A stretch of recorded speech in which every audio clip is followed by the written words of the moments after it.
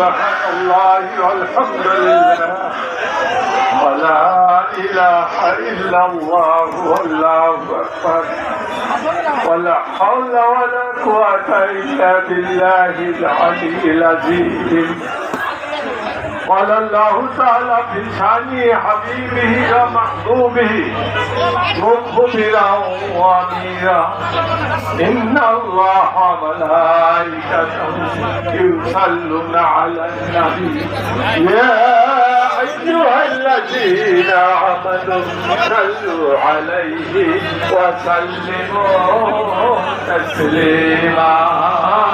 اللهم صل على سيدنا مولانا محمد وعلى آل سيدنا مولانا محمد. أما بعد আজকে পবিত্র ঈদে মিলাদুন নবী সাল্লাল্লাহু আলাইহি ওয়াসাল্লাম, এই যে মিলাদুন নবী সাল্লাল্লাহু আলাইহি ওয়াসাল্লাম আমাদের কিছু বুঝতে হবে। অপপ্রচার হয়, নাস্তিক শয়তানের সিং আর অপপ্রচার করবে। আবার দয়াল নবীজি হাদিস শরীফের ভিতরে ইরশাদ করছেন যে ওয়ালিয়াতলাউ কান্নু শায়াতিন ওয়ালিয়াতলাউ কান্নু শায়াতিন, অর্থাৎ সেই দন্তের থেকে শয়তানের সিং বের হবে। হয়েছে ইসলি 12 শতকে ওই দন্তের থেকে শয়তানের সিং বের হয়েছে। এটা আমরা ঐতিহাসিকভাবে হিস্ট্রিক্যাল হাদিস শরীফের যে ভবিষ্যৎবাণী সে থেকে আমরা জানতে পেরেছি। শয়তানের সিং করছেন, তাহলে শয়তানের সিংয়ের ফুটা নিচে আমাদের সাহায্য করতে হবে। আমাদের শরীরে এরা ওই শয়তানের ধারালো শিখে ফুটাবে। আমাদের শরীরের যে জামা কাপড় ক্ষতবিক্ষত হবে। সবচেয়ে বিপদ মুসলমানদের, সাধারণ মুসলমানদের ওই শয়তানের শিখের আঘাতে সবচেয়ে বিপদ, যেটা নবীজি বলছেন সবচেয়ে বিপদ, সেটা হচ্ছে ওই যে শয়তান তোমাদেরকে গুটাবে। ওই গুটানিতে তোমাদের শরীরের ক্ষতবিক্ষত বা তোমাদের কাপড় ছিঁড়ে গেল, এটা তো বাহ্যিক ব্যাপার, কিন্তু ভিতরের যে ক্ষতিটা চিরস্থায়ী ক্ষতি হতে পারে সাবধান। সেটা হচ্ছে এই শয়তানের শিঙের কুটার, কিন্তু তার গেটটা থাকবে তোমাদের কাল।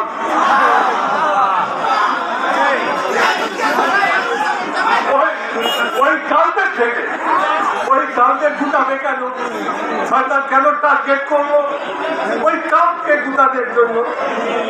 সে করলে আমাদের শরীরে কুটিয়ে ক্ষতবিক্ষত করতে পারত, কিন্তু আমার নবীজি কেন বলে যে ওর কিন্তু টার্গেটটা হচ্ছে কাল। ওই কালকে গুটাবে, তাতে কি হবে? তোমার কাল ক্ষতবিক্ষত হবে। তুমি মুসলমান আমরা মুসলমান কিসের বলে? কি জন্য আমরা মুসলমান হয়েছি? ইমান ছাড়া কি কেউ মুসলমান? ইমান ছাড়া কেউ মুসলমান নয়। যার ভিতরে ইমান আছে সে মুসলমান, আর যে বেঈমান আর কাফের এক বরাবর। যার ভিতরে ইমান নাই সে বেঈমান, যে বেঈমান সে কাফের। যেমন একটা হাদিস শরীফের উদাহরণ দেয়, সংক্ষেপে কিছু বলতে। হাদিস শরীফে আমাদের এগুলো জানার দরকার। আমাদের ওই রাজনীতির যে প্রচারণা আর বিপক্ষে আগে শুদ্ধতর জামাতের যে প্রচারণার চুক্তি পূর্ণতা এর ভিতরে ঘাটতি আছে। আমি ঘাটতির সুযোগ আনা দিচ্ছে, এটা পাওয়া যাবে না। এর জন্য আমি একটা বই লিখতেছি, ইনশাআল্লাহ দোয়া করবেন। 450 পৃষ্ঠা অলরেডি লেখা হয়ে গেছে। আমার মনে হয় যে এরা থামতেছে না, উপর থেকে যে রহমাতুল্লাহ আলামিন বলা হয়েছে না, দয়াল নবীজি কি শুধু এই পৃথিবীর বাসীদের জন্য রহমত? দয়াল নবীজি রহমত, তিনি সমস্ত বিশ্ব ব্রহ্মাণ্ড, সেই সমস্ত বিশ্ববিদ্যালয়ের রহমত। ওই রহমত কি শুধু মুমিনদের মুসলমানদের জন্যই বর্ষিত হয় না? আমার নবীজি বলছেন সমস্ত পৃথিবীর যত বাসিন্দা, সে মুসলমান হোক, কাফের হোক, মুনাফিক হোক, যেই হোক না কেন, সকলের উপরেই দয়াল নবীজি সেই রহমত বর্ষিত হয়। সালাম বলবে না? এইটা হচ্ছে আমাদের অন্তরের স্লোগান, বুঝতে পারো না? ওই শয়তান কিন্তু ভুটানের টার্গেট কাল।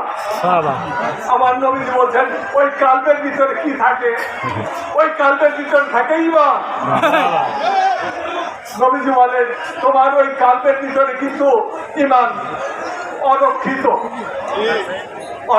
চারদিকে বনবদলি করতে হবে না, শয়তানের গুটা আসবে, তাহলে ইমানের চারদিকে বনবদলি করতে হবে। এই বর্বটা কি জানতে হবে না? বর্বটা কি? তোমার শরীরে বর্ব নাই, বর্ব দিয়ে খাম আসতে আমার নবীজি বলেন তোমার ইমানের বর্ব হচ্ছে দয়াল নবীজির মহব্বত। তুমি তোমার ইমানের বর্বটা করো, তাহলে ওই যে ইমান শয়তান, নজদের শয়তান, আমার নবীজি বলছেন না, ওই একটা কান্ত সাহেবী, ওই নজদের থেকে শয়তানের ছিপবে হবে। আর কুটাটা আমরা বুঝতেছি না, খুব বুঝতেছি নিরাপদ বেদাত এমনকি ছেলেকে বলে না, আমরা যে ক্যাম্প করি এই ক্যাম্পকে ছেলেক বলে না, কিন্তু এগুলো কি হাতির সম্মত না? তাহলে এই যে কুটাটা আমাদের কালকে আসতেছে দেবেই সে, টার্গেটটা তো কাজ। কয়েকদিন আগে, কয়েক বছর আগে করোনা ছিল না? করোনা ভাইরাসের টার্গেটটা কই ছিল? কত? করোনার টার্গেট ছিল লাভ। তোমার নিঃশ্বাস বন্ধ করে দাও, নিঃশ্বাস বন্ধ করে বাঁচবা নাকি? করোনার টার্গেট হচ্ছে লাভ। লাঞ্চ দিয়ে তুমি নিঃশ্বাস দাও, ওইটাকে বন্ধ করে দাও। আর ওই কান্নু শয়তান, শয়তানের শিখ, এটা কি তুমি মনে করবে এটা দুর্বল হাতিয়ে ওখানে চলবে হাতি? এগুলো কিন্তু আমাদের বুঝতে হবে, তাহলে ইমান রাখতে পারবেন। আমি এর জন্য সংক্ষেপে বলে যাচ্ছি। আমার নবীজি বলছেন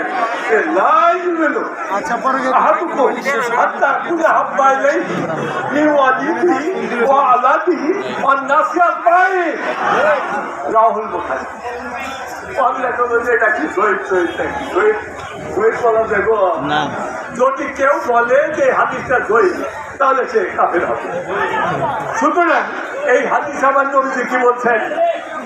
নবীজি বলছেন যে নাই মনো, তার ভিতরে ইমান নাই, তার কাল্প অরক্ষিত, শয়তানের খুঁটায় তার ভিতর থেকে ইমান পালাইছে। কেন পালাইছে? কর্ম নাই। কর্মটা কি? নবীজির মহব্বত। আমার নবীজি বলেন যার দিলের ভিতরে আমার মহব্বতের বর্ণনা থাকবে, ওই শয়তানের সিংহের গুটা ওর কাল্পের ভিতরে পড়বেই পড়বে। আর এই মহব্বতটা কতটা করতে হবে তোমাকে নবীজি বলে দিচ্ছেন, লেভেল কত উচ্চতায় তোমাকে মহব্বত করতে হবে। নবীজি বলে দিচ্ছেন যে লাই মিনা হাতুকুম হাত্তা কুনা হাব্বাইলাইহি লিওয়ালিহি ওয়ালা দিয়ান নাসিয়াত নাই। আমরা তো সবচেয়ে বেশি ভালোবাসি বাবা মাকে, তারপরে সন্তান সন্ততিকে আরো বেশি ভালোবাসি, এবং নাসিয়াত নাই।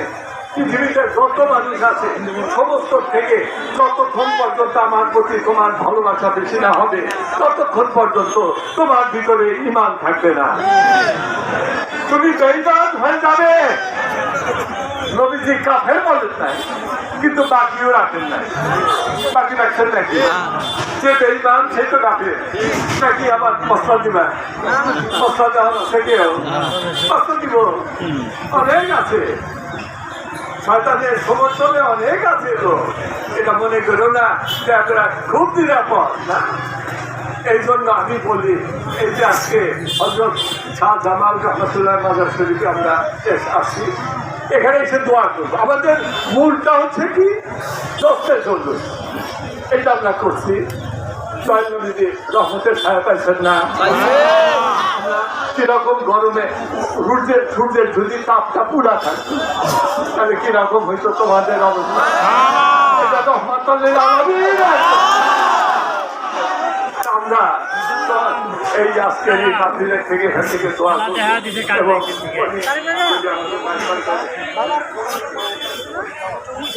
আচ্ছা, আমার দরবার কেন না 4 বছর আগে মোটামুটি ওই দরবার শরীফে আমি দোয়া ছিলাম তোমাদের তাবারের কাছে।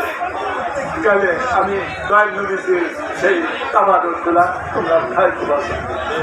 আমি একটা দাওয়াত করে খেলাম, আর এখন মনে উনি কিছু বলবে, তারপর দোয়া